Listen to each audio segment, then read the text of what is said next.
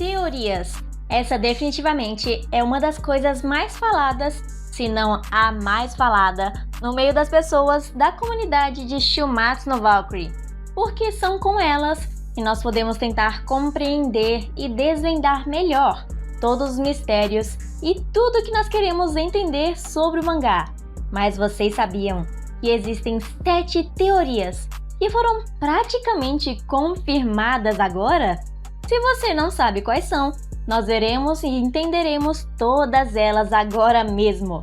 Mas antes que tenha alguma confusão daqui pra frente, eu devo falar que essas teorias, entre aspas, confirmadas, é por causa que até hoje, depois de 77 capítulos e 8 rodadas completas, ela ainda não quebrou e se continuou confirmando várias e várias vezes no mangá e várias rodadas. Por isso nós estamos considerando aqui que elas foram praticamente confirmadas. Então vamos começar com uma que só foi revelada recentemente, de que o Sigurd realmente está relacionado com o início do Ragnarok. E falando isso, a gente leva em consideração o capítulo mais recente, onde até o próprio Buda chegou a essa conclusão assim como nós, e que no final do capítulo 77, vimos o próprio Sigurd dizer que a Brunhilde está dando o seu melhor, no sentido de que ela está fazendo isso por ele e que pode ser facilmente conectado com o Ragnarok e tudo que ela está passando, dizendo que não era para ela se esforçar tanto assim demais, coisa que ela está fazendo recentemente. Além de que a própria Valkyria, no meio do interrogatório que estava tendo na sua sala de espera, ela não confirmou, mas também não negou qualquer relação do Sigurd dentro do Ragnarok ou que ele possa ser um motivo de alguma coisa. Mas você e eu já sabemos muito bem a verdade de que isso sim está conectado de uma forma, ainda mais se você se lembrar que até na própria mitologia, Sigurd e Brunhilde são conectados diretamente, mesmo que tenha alguns problemas entre os dois. A próxima teoria eu tenho quase certeza que todos vocês conhecem, porque ela é muito famosa na comunidade de Shumatsu. E eu resolvi chamar ela aqui nesse vídeo de a teoria do número do volume ou do número da capa, que é aquela teoria que só acontece quando a gente tá lá no meio de cada rodada ou quase chegando ao fim, porque é ela que decide qual vai ser o vencedor da batalha, levando em conta o número do volume. Pode ser qualquer número, ímpar ou par. A única coisa que importa é a sua posição na capa e qual personagem que está logo abaixo desse número, porque é ele que vai perder a rodada quando isso acontecer. E na luta mais recente de Tesla versus Bew, o Tesla estava exatamente logo abaixo do número em que eles estavam aparecendo juntos. Então isso praticamente confirma toda a teoria e tudo isso que viemos falando há muito tempo. Somente a primeira rodada de Thor versus Lobo que acabou saindo mais ou menos para fora dessa regra, mas a gente desconsidera isso, falando que essa foi a primeira rodada e que também tudo no começo era meio desorganizado e que talvez a teoria ainda não tivesse força total ou que os autores ainda não quisessem colocar algo como isso lá no começo, mas que depois eles quiseram colocar em prática. E eu não sei porquê, mas para mim isso até que faz bastante sentido. A teoria sobre o representante de cada mitologia tem a sua vitória garantida. E eu só tô falando mitologia aqui, porque na questão dos deuses, poucos deles representam religiões que existem até hoje. Então é só por isso que eu tô falando mitologia. E também porque os humanos ainda não podem ser bem encaixados nessa teoria, por causa que todos eles vêm de lugares diferentes ou até de regiões diferentes. Aí fica meio difícil classificar, então vamos com os deuses.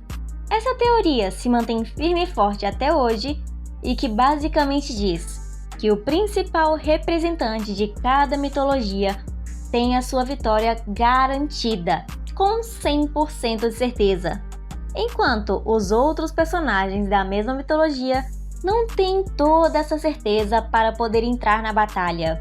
E isso só ficou cada vez mais confirmado também com a vitória do Bill dos Deuses, que faz referência à religião cristã, por causa que até mesmo mencionam quando ele é a junção dos dois deuses, Baal e Zebu, que eles estavam na região cananita no mangá, e que isso obviamente é sobre a religião cristã, e que nenhum deus grego, além dos Zeus, conseguiu vencer a sua rodada no Ragnarok. O que até me faz pensar um pouquinho se o Apollo realmente tem alguma chance mínima de vencer a sua rodada, ou se finalmente o autor vai gostar de algum deus grego que não seja somente os Zeus. Mas essa teoria também tem o seu lado bom, levando em consideração os deuses Susanoo, Mikoto e Anubis, que são únicos de sua mitologia a participar do Ragnarok, principalmente o Susanoo Mikoto, levando em consideração que o Bishamonten, em tese, não participou do Ragnarok, já que todos os 7 deuses da sorte japoneses se uniram no Zero, e esse deus simplesmente não existe. Então Susanoo Mikoto vai ter que vencer a sua rodada simplesmente pelo fato dele ser um deus japonês. A próxima teoria é do personagem que tem mais destaque vence. E esse destaque que nós estamos falando sempre acontece no início da batalha, quando normalmente nós temos os 3 primeiros capítulos ou 2 primeiros de cada batalha, e que também nesses momentos o personagem que tem mais destaque costuma mostrar mais seus poderes, suas habilidades e ter a maioria da vantagem na rodada, mostrando praticamente para nós qual é o favoritinho da vez do Homemura e que vai vencer a rodada. E que foi dessa mesma maneira que aconteceram as 3 mais recentes vitórias: Buda, Qin Shi Huang e Bill, todos eles recebendo um enorme destaque no começo da sua batalha e tendo toda a vantagem possível. E na maioria das vezes, essa vantagem até se estende a quase metade da batalha que eles participaram, até o capítulo 5 ou 6 por diante, dando nem mesmo uma mínima chance para que o outro personagem que está indo contra eles consiga mostrar seu potencial. E essa pode até ser uma boa maneira de identificar qual vai ser o vencedor da rodada, mas que ao mesmo tempo pode acabar sendo ruim para o desenvolvimento do personagem que não teve tanto destaque assim, o que aconteceu claramente com o próprio Hades, que teve um flashback medíocre e pouco destaque na sua batalha, o que me fez não ter quase nada de empatia por ele, se não fosse na hora da sua morte, que eu fiquei feliz por ele morrer para ter a vitória para o Qin Shi Huang. Teoria de que os humanos só vencem se a Brunhilde souber qual deus vai lutar na rodada. Essa, pessoalmente, é uma teoria que eu nunca vi ninguém em específico falar sobre, então eu meio que considero que comecei a falar dela nos vídeos atrás e que agora tá ficando mais forte. Que essa teoria deduz de que todas as vitórias que a humanidade já teve no Ragnarok e vai ter daqui pra frente é quando a Valkyria receber a mensagem de alguém misterioso, que até hoje alguns de nós, inclusive eu, consideram que é o Hermes, tentando ajudar a Brunhilde. E essa mensagem diz sobre qual deus vai lutar nessa rodada, e que caso contrário, ela não receba essa específica mensagem, falando quem é que vai estar na rodada, os humanos vão perder com toda certeza, porque já deu para notar isso desde vários capítulos atrás, até mesmo na primeira vitória da humanidade, quando receberam a primeira mensagem de que o Poseidon ia lutar ao lado dos deuses, e o Sasaki foi o próprio que se ofereceu para lutar e venceu. E isso até que dá para entender que cada humano é escolhido para lutar com o oponente perfeito para poder se encaixar com ele, meio que tentando dar uma chance a mais para que a humanidade vença. Outro ótimo exemplo dessa teoria é quando Adão foi lutar, Tava claro que a Brunhilde, mais ou menos ali, já sabia que quem iria lutar era o Shiva.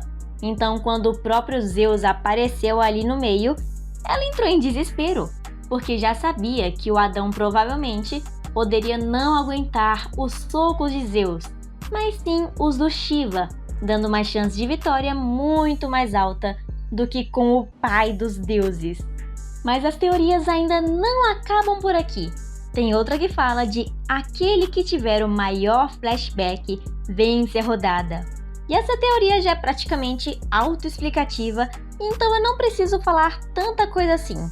Basicamente, quem tem um flashback enorme, ou até mesmo 2 capítulos dedicados ao seu flashback, tem a sua própria vitória, como aconteceu com quase todas as rodadas, ou pelo menos uma boa parte delas. E eu quero que vocês me corrijam caso eu esteja errada. Mas até mesmo desde a batalha que a gente teve lá do Shiva, ou até mesmo do Hércules, todos os flashbacks eram muito maiores dos vencedores, ou um pouco maiores, do que aqueles que perderam. O Shiva até teve 2 capítulos seguidos para falar sobre isso, o que foi incrível, apesar de que isso definiu a vitória dele. E a última teoria, porém não menos importante, outra muito famosa que todos vocês conhecem, a teoria das roupas. E do mesmo jeito da teoria do número do volume, é relacionado com aquela mesma capa do volume de Shumatsu, onde ambos os lutadores estão aparecendo nela, onde o personagem que tem mais roupas vence em cada rodada em todas as capas. E essa definitivamente é uma das teorias mais fortes, porém mais esquisitas que eu já vi no Shumatsu no Valkyrie. Ainda mais, porque ela tá sempre correta. Isso me impressiona muito, com toda a genialidade que a gente tem aqui para teorias, toda a comunidade em si.